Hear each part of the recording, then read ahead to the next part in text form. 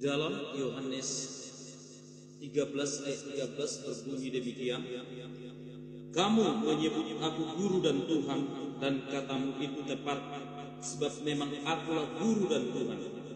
Jadi jikalau aku, Tuhan dan gurumu, membasuh kakimu, kamu pun wajib saling membasuh kakimu."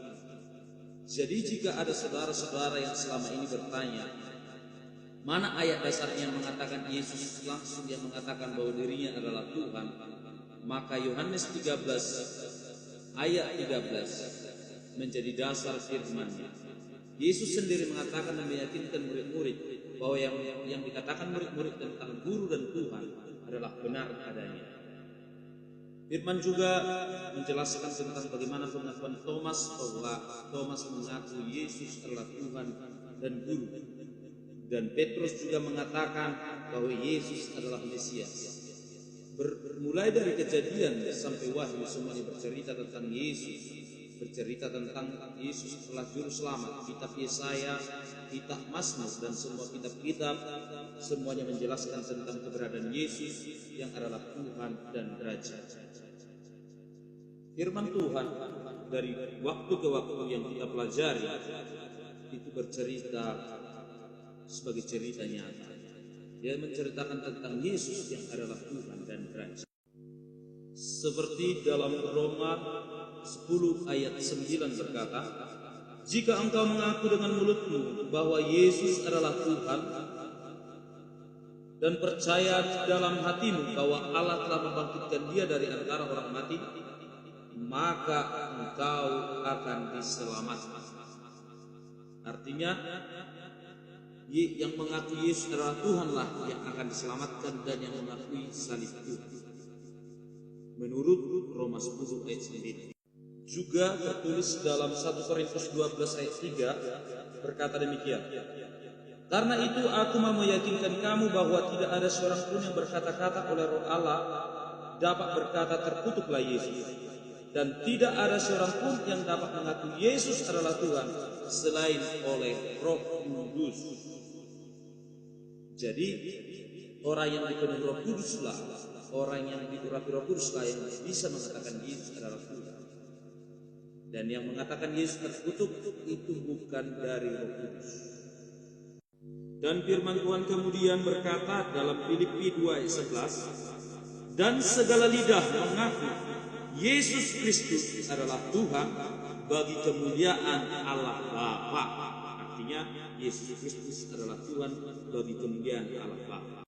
Lalu tertulis kemudian dalam Yohanes 20 ayat 28, Thomas menjawab menjawab Yesus, "Ya Tuhanku dan Allahku." Artinya Thomas sendiri mengakui Yesus adalah Tuhan dan Allah. Kemudian dalam Yohanes 1 ayat 1, "Pada mulanya adalah firman, firman itu bersama-sama dengan Allah, dan firman itu adalah Allah."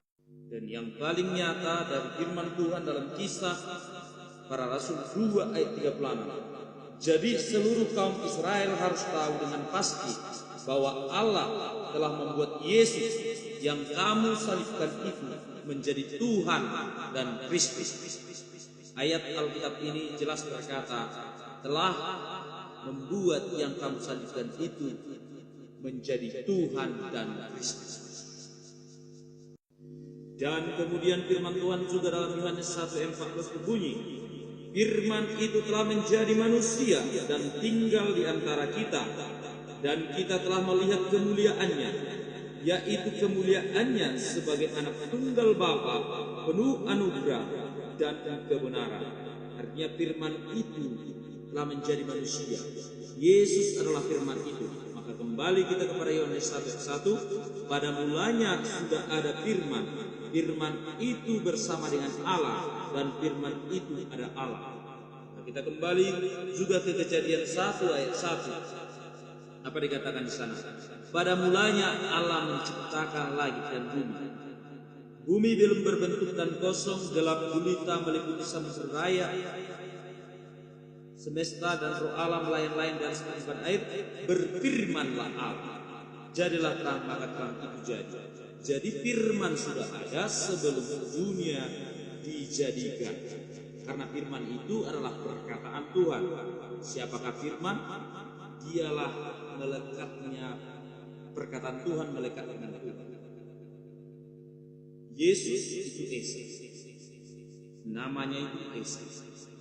Allah Bapa, Anak dan Roh Kudus itu dalam fungsi, tetapi nyatanya mereka adalah satu. Allah Bapa, Anak dan Roh Kudus adalah satu di dalam kekuatan kuasanya. Di mana ada Yesus, di situ ada Bapa. Di mana ada Bapa, di situ ada Yesus. Karena Yesus itulah nama Bapa yang diberikan kepada Anak. Di mana Yesus disebutkan, di mana Yesus dipanggil, kuasanya juga bersama dengan Dia. Dan kembali lagi firman Tuhan tadi bilang, tidak akan ada yang mengatakan Yesus adalah Tuhan kalau bukan Roh Kudus yang menaruhnya. Dan orang yang mengatakan Yesus terkutuk, tentu sekali firman Tuhan sudah bilang itu bukan Roh Kudus yang membuatnya. Jadi jelas firman Tuhan menyatakan ketuhanan Yesus dari awal sampai akhir.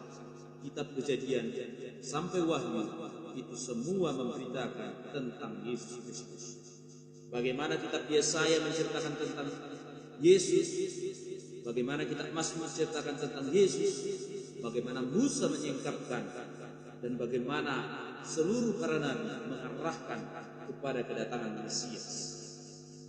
Dan Mesias itu datang didahului oleh Elia, dan Elia dalam rupa dan wujud Yohanes Pembaptis menyuarakan baptisan untuk mempersiapkan jalan bagi Tuhan. Maka ketika Yohanes Pembaptis melihat Yesus, apa dikatakan kepada semua orang? Aku membaptis engkau dengan air, tapi Dia akan membaptis engkau dengan api. Membuka tali kasutnya pun aku tidak layak. Artinya Yohanes Pembaptis sebagai Elia mengaku kedaulatan Kristus, mengaku kedaulatan Yesus yang adalah Tuhan. Dan dibuktikan ketika Yesus dibaptis, menyerahkan diri dibaptis, walaupun Yohanes Pembaptis ternyata tidak berani, tetapi Yesus mengatakan supaya nyata kehendak Tuhan, Dia memberikan contoh dan teladan. Ketika Dia keluar dari air itu, turunlah ke atasnya Roh Kudus dalam rupa merpati, dan terbukalah langit dan bersuara, inilah anak yang kukasihi, kepadanya aku berkenan. Artinya apa yang Tuhan mau sampaikan melalui firman-Nya tentang keberadaan Yesus. Kembali lagi kepada Yohanes 1:14. Firman itu telah menjadi manusia dan diam di antara kita. Dalam Yohanes 1 ayat 1 ini sebenarnya sudah diterangkan semuanya. Jadi bukan cuma kitab Paulus yang memberitakan tentang Yesus adalah Tuhan. Kitab Yohanes, kitab Injil seluruhnya memberitakan tentang ketuhanan Yesus. Dari mana kita tahu Yesus adalah Tuhan?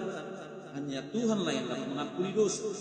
Lihat dalam perjalanannya, seluruh ahli Taurat heran, bahkan seluruh imam-imam heran, semua orang Israel heran karena Yesus mengampuni dosa.